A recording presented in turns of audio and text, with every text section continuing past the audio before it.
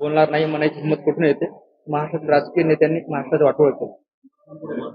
आता हा मुद्दा किती दिवस ते बोलत राहणार आहे?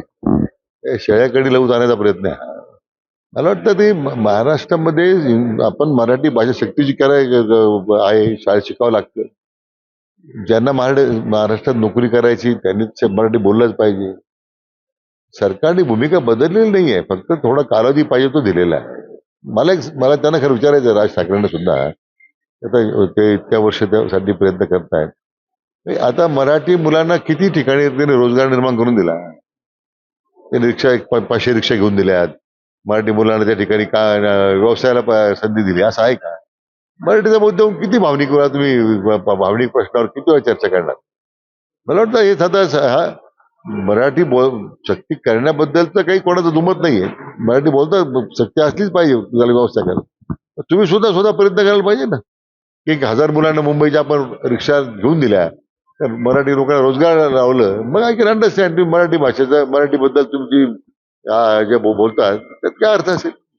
बच्चू कडू यांनी शिवसेनेत प्रवेश केला. यावरून जे परवीन तायडे यांनी टीका केली. बच्चू कडू यांना सत्तेशिवाय करमत नाही, चौकशी लागेल म्हणून सेनेत प्रवेश केला.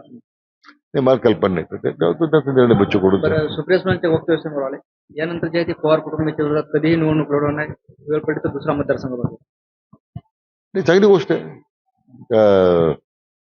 देर आहे दुरुस्त आहे. त्या पद्धतीने उद्धव ठाकरेंनी माघार घेतलेली आहे आणि अंबादास दानवेंचं नाव पुढे करून घोषित केलेलं. काय स्ट्रॅटेजी वाटतं तुम्हाला? असं आहे की महाविकास आघाडी जी ज्यावेळी स्थापन झाली त्यावेळी म्हटलं ती महाविकास आघाडी आहे. सगळे तत्व गुंडाळून फक्त सत्तेकडे एकत्र आलेली होती. इथं औरंगजेबच्या कबारीचं उदारीकरण होतं.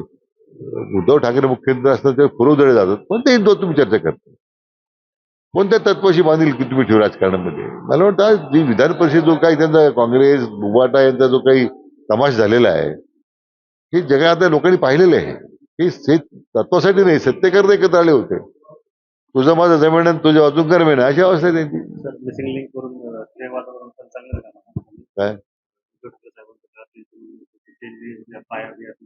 आता उद्धव ठाकरे आराम करण्याची गरज आहे.